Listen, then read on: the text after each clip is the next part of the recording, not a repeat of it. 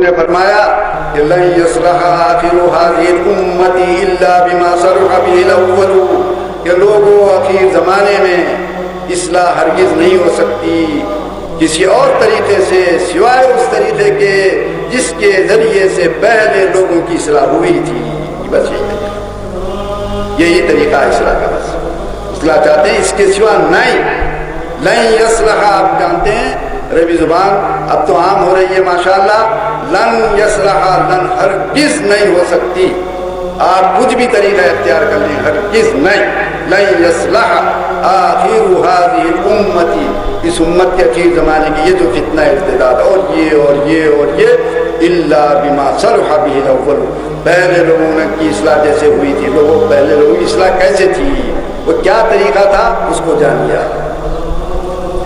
کیا طریقہ تھا اس کا طریقہ اللہ تبارک و تعالیٰ قرآن پاک میں فرمائے ہیں. اور یہ مختصر سا آپ سن لیجئے اس کا طریقہ. اگر ہم مختصر الفاظ میں اور عام فہم زبان میں اگر بولنا چاہیں تو اس کا طریقہ ہے عملی تطبیق، اسلام کا نمونہ. بس یہ تو اسلام کا نمونہ اسلام. اللہ کو پسند نہیں ہے کہ لما تقولون ما لا تفعلون، کبر مقتا عند اللہ ان تقولوا ما لا تفعلون. نمونہ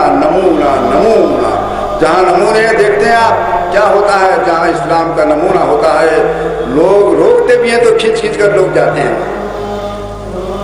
یہ بس یہ کہ نمونہ لوگوں. آج جیسے حضرت شیخ الجامعہ نے فرمایا کہ ہمارے گھروں سے نمونے تو دور کی بات ہے لیکن ہلکا ماحول بھی نکل گیا ہمارے گھروں سے. یہ اس طرف توجہ کرنے کی ضرورت ہے.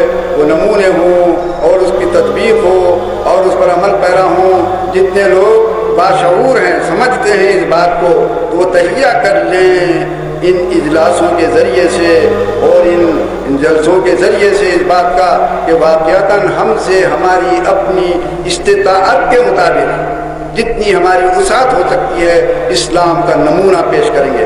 ارے لوگوں کے سامنے تو بعد میں پیش کریں گے، اپنے گھر والوں اپنے بچوں کے سامنے پیش کریں گے.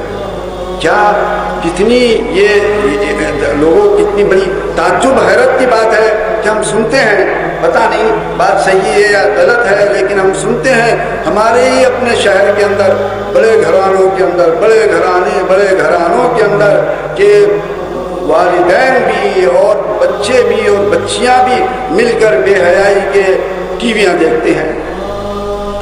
اگر یہ صحیح ہے بس کیا کر سکتے ہیں آپ؟ بس یوں سمجھو کہ بس نماز جنازہ کی تیاری کرو. اسلام یہ بھی کوئی چیز ہے صاحب؟ ارے بچہ اگر کوئی بے حیا کی بات بولتا کرتا تو ماں باپ روکتے تھے اس کو، کہتے بچہ کیسے خراب ہو رہا اس کی فکر کرتے.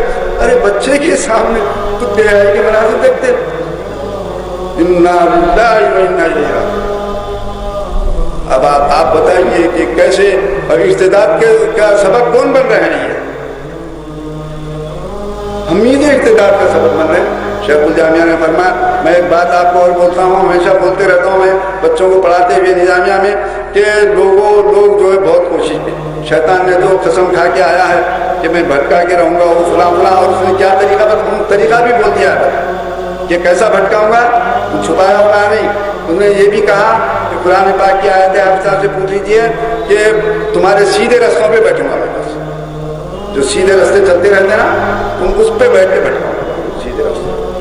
تو وہ تو لوگوں تو یہ تو دنیا بہت کوشش کی. آپ دیکھ رہے ہیں کتنی کوشش ہے دنیا کے پاس، کتنی طاقت اور قوت اور کیا کچھ لیکن وہ لوگ اندازہ کریے کہ مسلمانوں کو اسلام کے خلاف بول کر تو بھٹکا نہیں سکتے، اسلام سے گمراہ نہیں کر سکتے. پھر کرنا کیا چاہیے؟ قرآن پاک میں اللہ تبارک و تعالیٰ نے اس بات کا اعلان کر دیا اور بتا دیا مسلمانوں یریدون ان تشیع الفاحشۃ فی الذین آمنوا. ان کے پاس انہوں نے کہا کہ بھئی ایک طریقہ ہے مسلمانوں کو گمراہ کرنے کا، مسلمانوں کو بھٹکانے کا، مسلمانوں کو مرتد بنا دینے کا اور مسلمانوں کو نعوذ باللہ کیا کچھ کرنے کا، بے حیائی اور مسلمانوں کو کچھ کرنے کا. ایک ہی طریقہ ان کا یریدون، یہ پوری دنیا چاہتی ہے یہ کہا نہیں، یریدون، پورے دشمن اسلام سب یہ چاہتے ہیں، پورے مکمل سب کیا چاہتے ہیں؟ ان تشیع الفاحشۃ فی الذین آمنوا، مسلمانوں کے اندر بے حیائی کو پھیلاؤ بس۔ یہ جب بے حیائی پھیلیں گی، ابھی آپ سن رہے تھے حضرت شیخ الجامعہ سے، اس بے حیائی کے نتیجے کیا نکل رہے ہیں؟ بے حیائی کے نتیجے یہ نکلتے ہیں کہ بچیاں ہماری غیروں کے پاس چلی جاتی ہیں، اور بچے اور کہاں چلے جاتے ہیں، اور کیا ہوتا ہے اور کیا ہوتا ہے دنیا نے کہا یہ ایک ہی طریقہ ہے۔ چنانچہ ہم سنتے ہیں، ہم کو جہاں تک معلومات ہیں کہ یہ جتنے برائی کے چینل، بے حیائی کے جتنے چینل نکلتے ہیں اور جہاں سے نکلتے ہیں وہ معلوم ہے دنیا کو کہ کہاں بنائے جاتے ہیں یہ پورے پروگرام، اور کس کے لیے بنائے جاتے ہیں؟ کہ مسلمانوں کے لیے بنائے جاتے ہیں، اور بنانے والے خود اس کو نہیں دیکھتے اور مسلمانوں کو دیکھنے پر مجبور کرتے ہیں۔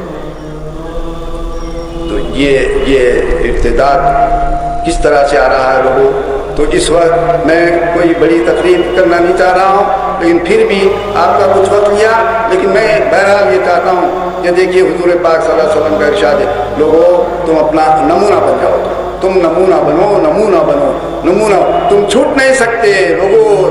تمہارا بچہ، تمہاری بچی اگر جو ہے نعوذ باللہ کسی غلط راستے پہ جا رہی ہے، بچ نہیں سکتے تم۔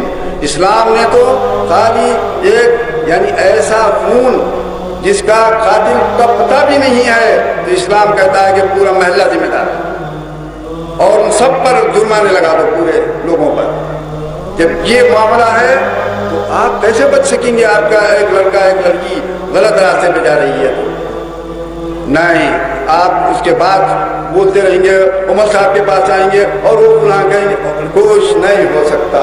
آپ کو تو روز اول سے، ابھی سے، اسی وقت سے، اسی جلسے سے آپ کو تہیا کر کے چلنا چاہیے کہ میں اپنے گھر کی اصلاح کی فکر کروں گا سب سے پہلے۔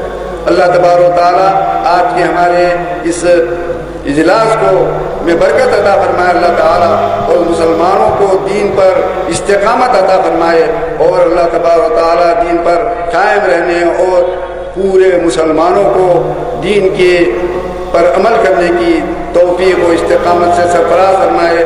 وصلی اللہ تعالیٰ وسلم علی خیر خلقہ وآلہ واصحابہ اجمعین والحمد للہ رب العالمین۔